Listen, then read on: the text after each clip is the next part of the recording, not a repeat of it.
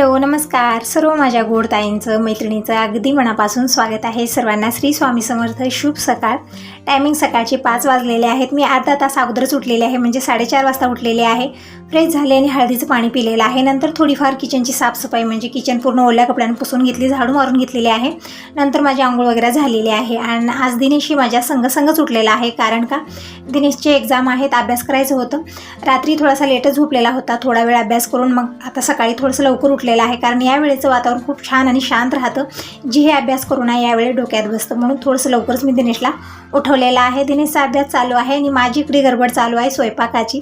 तर विचार करत होते की नाश्त्यात आज काय बनवावं। दररोज आपल्याला टेन्शन असतं ना, की सकाळी ब्रेकफास्टमध्ये काय बनवावा, स्वयंपाकामध्ये काय बनवायचं, भाजी काय बनवायची, आणि हे ते सकाळी उठल्यानंतर आपली ही धावपळ चालूच असते आणि हे टेन्शनही चालूच असतं संग की काय बनवायचं। दररोज बनवायचं तर असतं, पण काय बनवायचं ते एक मोठं प्रश्न असतं। तर असं इकडे मी आज बनवत आहे धपाटी नाश्त्यामध्ये, आणि नंतर स्वयंपाक तर बनणारच आहे, भाजी भाकर हे तर आपलं दररोज राहणारच आहे। तरी पण सकाळी थोडंसं ब्रेकफास्टमध्ये काहीतरी वेगळं युनिक असलं ना थोडंसं ठीक वाटतं।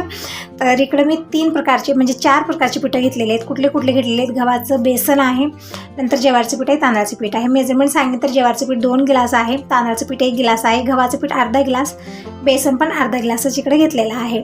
सगळी पिठं मी मिक्स करून घेतले। नंतर मी यामध्ये मसाले टाकलेले आहेत। मसाल्यामध्ये काय काय आहे तर अर्धा चमचा हळदी पावडर आहे आणि 1 ते 1.5 चमचा हिरवी मिरचीचा ठेसा टाकलेला आहे, मग फ्लेवर येतो।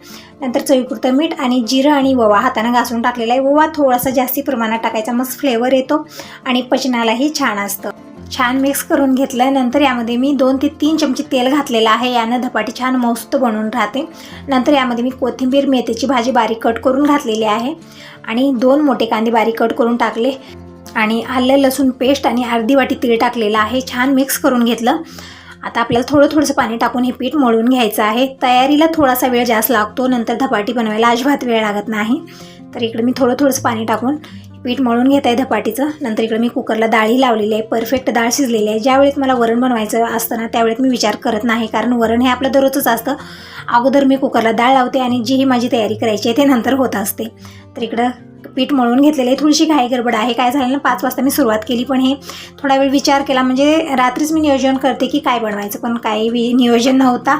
विचार करत होती की काय नाश्ता बनवावा, त्यामध्येच थोडासा 15-20 मिनिट निघून नंतर मी विचार केला आणि तयारीमध्ये लागले, त्यामुळे थोडासा लेट झाला। तोपर्यंत सगळेजण उठलेले होते आणि सगळे जाण्यासाठी रेडी होते, म्हणजे अगोदर पतिदेवांचं आवरून दिलेले, त्यांना सगळ्यात जास्त घाई गडबड असते। त्यांचं आवरून दिलं, ब्रेकफास्ट चहा त्यांचा झाला, ते गेलेले आहेत। आणि आज दीपक ही 7 वाजता जाणार आहे, कारण आज दीपकची एक्झाम आहे, दिनेशची एक्झाम आहे। थोडीशी घाई गडबड आहे। आणि तसं तर बघा सकाळच्या वेळेमध्ये ना वेळ खूप फास्ट जातो, कारण या वेळेत आपली धावपळ खूप होत असते, कामही तसेच असतात, सगळ्यांना जायची घाई गडबड असते आणि आपल्याला करून द्यायची घाई गडबड असते। त्यामुळे ना आपल्याला असं वाटतं की वेळ खूप फास्टमध्ये जातो, पण वेळ आपल्या वेळेप्रमाणेच चालतो, फक्त आपली जे कामं असतात ना तीच मागे पुढे होत असतात।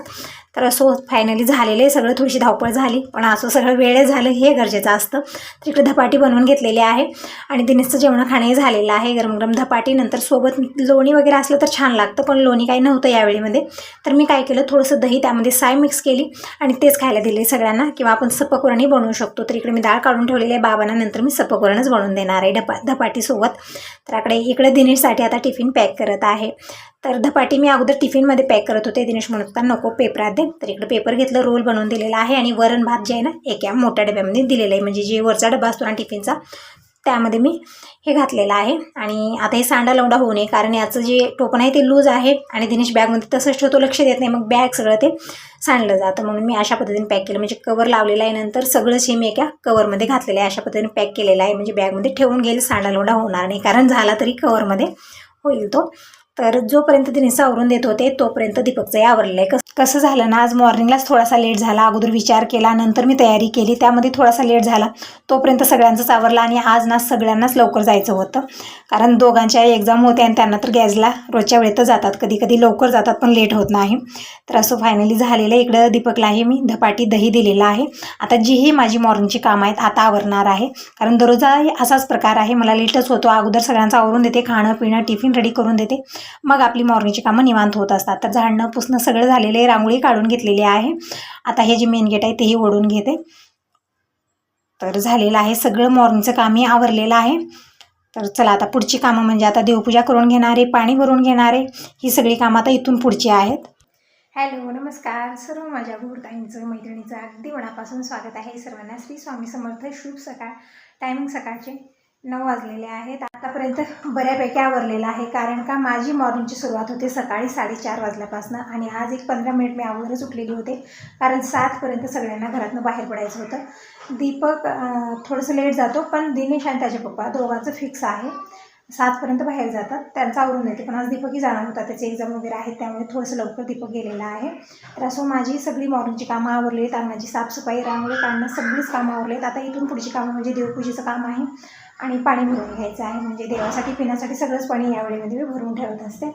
टीव्हीवर चालू आहे सत्संग. तर आजचा वार कुठला आहे ते सांगितलेलंच. आजचा वार आहे मंगळवार, तारीख आहे 12 डिसेंबर आणि आज आहे अमावस्या. आणि आजपासनं मार्गशीर्ष मास प्रारंभ झालेला आहे. म्हणजे ज्या ताई, म्हणजे खूप साऱ्या ताई अशा आहेत की गुरुवारचं व्रत करतात आणि खूप साऱ्या ताई अशाही असतील जे नाही करत आहेत. पण मार्गशीर्ष महिन्यामधले जे गुरुवार असतात ना, ते उपवास करणं, पूजा करणं लक्ष्मी मातेची खूपच शुभ असतं. सुरू करायचं असलं तर आतापासून आपण सुरू करू शकता. आणि खूप साऱ्या ताई वैभव लक्ष्मी मातेचं व्रतही सुरू करतात मार्गशीर्षपासून, कारण मार्गशीर्ष मास खूपच शुभ असतो.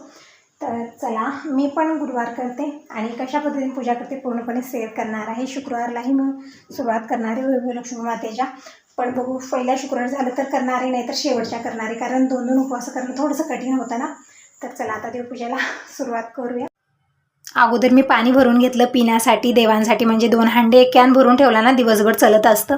नंतर मी देवांना स्नान घातलेलं आहे, मंदिरात विराजमान केलं, हळदी कुंकू चंदन वाहिलेले आहे, फुलं वाहिलेले आहेत. आणि आज फुलं ना पूर्ण व्हाईट अँड व्हाईटच आहेत, कलरचं फुलं एकही भेटलेलं नाही आहे. आणि आज अमावस्या आहे, तर परडीचीही मी स्वच्छ धुवून पूजा वगैरे केलेली आहे. तर देवपूजेचं काम झालेलं आहे. आता मी बनवत आहे इकडे बिनीसची भाजी. म्हणजे बिनीस थोडीशी आणि गवरची शेंग थोडीशी होती, तर दोन्ही मिक्स करून मी इकडे भाजी बनवत आहे. या दोन्हीची भाजी एक वेळा बनलेली आहे आणि थोडंफार जे राहिलेलं होतं मी तसंच फ्रीजला ठेवलेलं होतं. तर आता दोन्ही मिक्स करून मी भाजी बनवत आहे. थोडीशी बिनीस आहे आणि थोडीशी यामध्ये गवर आहे, तर दोन्ही थोडंफार आहे, त्यामुळे ना दोन्ही मिक्स केलं आणि हीच भाजी मी बनवत आहे. तर पूजा वगैरे झालेली आहे. स्वयंपाक सकाळचा म्हणजे आज धपाटी बनवलेली होती, खाणंपिणंही झालेली सगळ्यांचं. आता ही दुपारची भाजी बनवत आहे, तर पटकन बनवून घेते. आणखीन कपड्याचंही काम राहिलेले तेही करून घेणार आहे. तर इकडे कढईमध्ये मी 2 चमचे तेल घेतलं, त्यामध्ये मी मोहरी टाकलेली आहे. ते छान चटकल्यानंतर अर्धा चमचा जिरं टाकलं, नंतर कढीपत्ता टाकलेला आहे आणि लसणाचे तुकडे बनवून टाकलेले आहेत. म्हणजे ठेचण्यापेक्षा अशा पद्धतीने तुकडे बनवून टाकलो ना, मस्त फ्लेवर येतो. हलकासा कलर चेंज झाला, त्यामध्ये मी एक कांदा कट करून टाकलेला आहे, परतून घेतलेला आहे. कांद्याचा कलर हलकासा चेंज झाला, आता टाकले हळदी पावडर आणि थोडीशी कोथिंबीर टाकलेली आहे. परतून घेऊ. आता टाकूया यामध्ये बिनीस आणि गवर जे होते ते टाकायचे आहेत आणि थोडा वेळ फोडणीमध्येच आपल्याला परतून घ्यायचं आहे. पटकन यामध्ये मसाले किंवा पाणी काहीच टाकायचं नाही आहे. थोडा वेळ आपल्याला अशाच पद्धतीने परतून घ्यायचं आहे, म्हणजे मस्त फ्लेवर येतो. नंतर यामध्ये मी मसाले टाकत आहे. मसाल्यामध्ये लाल मिरची पावडर, चवीपुरतं मीठ टाकूया, छान मिक्स करून घेऊ, परतून घेऊ. आणि कारळाची चटणी यावेळेस संपलेली आहे. काय झालेलं आहे ना, कारळ जसं मी आणायला लावलीत, म्हणजे 2 किलो कारळ घरात आहेत, पण त्यामध्ये एक वेगळाच वास येत आहे आणि ते भाजीला घातलं तर त्याचंच फ्लेवर येत आहे, अजिबात भाजी खावीशी वाटत नाही. तसं झालेलं आहे. कुठल्याही दुकानात पाठवलं तसेच कारळ येत आहेत, त्यामुळे मी कारळ जे आहे ना ते मी टाकायचंच बंद केलेले, कारण एक वेळा तसं झालं, भाजी पूर्णपणे टाकून दिली, त्याचं ते वेगळंच फ्लेवर येत होतं त्यामध्ये. पण या भाजीला ना कारळाची चटणी टाकली तर खूपच छान टेस्टी म्हणून तयार होते. पण आता यावेळीमध्ये कारळ आहेत पण तसे आहेत म्हणून मी टाकले नाही, फक्त इथं अर्धी वाटी शेंगदाण्याचा कूट टाकलेला आहे. छान मिक्स केलं, भाजी बनवून तयार झालेली आहे. आता झाकून ठेवू आणि पुढची कामं म्हणजे थोडेसे भांडे आणि कपडे राहिले आहेत. अगोदर मी भाजीच बनवून घेतलेली आहे, म्हणजे जेवायला जेव्हा येतील त्यावेळेस पटकन आपल्याला वाढता येईल म्हणून मी. आणि जी बाकीची कामं आहे ते नंतर करून घेतली. तर आतापर्यंत सगळं आवरलेलं आहे, जेवण खाणं आमचं झालेलं आहे. येतेवेळेस हे वाटाण्याच्या शेंगा, पपई हे सगळं आणलेलं होतं, सगळं मी काढून ठेवत आहे. आणि आज मला भजी बनवायची आहे, म्हणजे कालपासून मी तयारीत लागलेली आहे. मला आता करायचं आहे, म्हणजे आतापर्यंत हीच कामं माझी आवरली जी रोजची होती, जेवण खाणं कपडे भांडे हेच करत होते. आता इथून पुढची कामं म्हणजे भजी बनवायची आहे मला. तर दीपक ही कॉलेजून आलेला आहे, आल्यानंतर जेवण खाणं झालं आणि इकडे दीपकला दिलेली मी वाटाण्याच्या शेंगा सोलण्यासाठी, म्हणजे आता भजीमध्ये टाकण्यासाठी. आपण जे गावरान वाटाणे येतात बघा तेही टाकू शकता, आणि ते नसले तरी आपले हे जे वाटाण्याचे शेंगा आहेत हे पण आपण सोलून टाकू शकता याच्या बिया. तर इकडे मी सगळ्या वस्तू काढून घेत आहे, म्हणजे भजी बनवण्याची तयारी मी करत आहे. भजी खूप छान लागते आणि 3-4 दिवस आरामात टिकून राहते, खराब होत नाही, कारण यामध्ये थोडंसं जास्त प्रमाणात आपण मसाले टाकलेले असतात, त्यामुळे भजी खराब होत नाही, खूप छान लागते. तुम्ही म्हणत होय हे जे आवरे आहेत ना त्याला तुम्ही म्हणत होता की तुमच्याकडे याला पावटा म्हणतात, म्हणजे महाराष्ट्रामध्ये पावटाच म्हणत असावी, मला माहिती नव्हतं. इकडे आम्ही आवरेज म्हणतो म्हणून मी आवरेज म्हणत होते, पण तुम्ही म्हणलेल्या म्हणजे कमेंट करून एक ताई सांगत होत्या की आमच्याकडे याला पावटा म्हणतात. तर बघा वस्तू तीच असते, सगळ्याकडे थोडंसं बोलण्याची पद्धत वेगळी असते, म्हणजे एकच वस्तूला वेगवेगळे नावं दिले जातात, त्यामुळे ना थोडंसं कन्फ्युजन होतं इथं कशाला काय म्हणतात. तर असं हे सगळे कडधान्य मी रात्रीच भिजत ठेवलेले होते, व्यवस्थित भिजलेले आहेत, स्वच्छ धुवलं मी आणि कडधान्याच्या बरोबर पाणी घातलं, म्हणजे डबल पाणी घातलेलं आहे, शिजत ठेवलेलं आहे. आणि इकडे ठेवलेली मी हिरवी चिंच. जेव्हा अगोदर मी भजी बनवली त्यावेळेस मला हिरवी चिंच मिळालेली नव्हती, लाल चिंच टाकून मी बनवली, पण भजी खूप छान झालेली होती. पण आता हिरवी चिंच आहे, सगळंच आहे, तर आता पटकन बनवून घेऊ. तर इकडं चिंचही मी शिजत ठेवलेले आहे आणि इकडं मी कडधान्य ठेवलेले आहेत. जोपर्यंत ते सगळं शिजतं तोपर्यंत इकडं आम्ही थोडंसं खायला घेत आहे, म्हणजे जी हलकी फुलकी भूक असते ना, दिवसभरात काहीतरी खायचं मन होतं, त्यावेळी काही करून ठेवत असते. तर मी गाजराचा हलवा बनवलेला आहे, कशा पद्धतीनं बनवला रेसिपी पूर्णपणे शेअर केलेली आहे. खूपच छान, एकदम हॉटेलमध्ये जसा भेटतो ना तसाच हलवा झालेला आहे आणि आपण 3-4 दिवस ठेवून खाऊ शकता. काय होतं ना, मुलं बाहेरून आल्यानंतर काहीतरी खायला मागत असतात, मग त्यावेळेत मी देण्यासाठी काहीतरी बनवून ठेवते. गाजराचा हलवा असो किंवा चिवडा असो, काही चटपटीत युनिक वस्तू बनवून ठेवलं ना, आल्यानंतर मुलांना आपल्याला खायला देता येतं. आणि आपणही बघा कधीतरी काहीतरी खायचं मन झालं तर आपण बनवून ठेवलं तर आपणही खाऊ शकतो, म्हणजे हलकी फुलकी भूक लागली तर पटकन आपण घेऊन खाऊ शकतो. म्हणून मी थोडंफार काही बनवून फ्रीजमध्ये ठेवतच असते.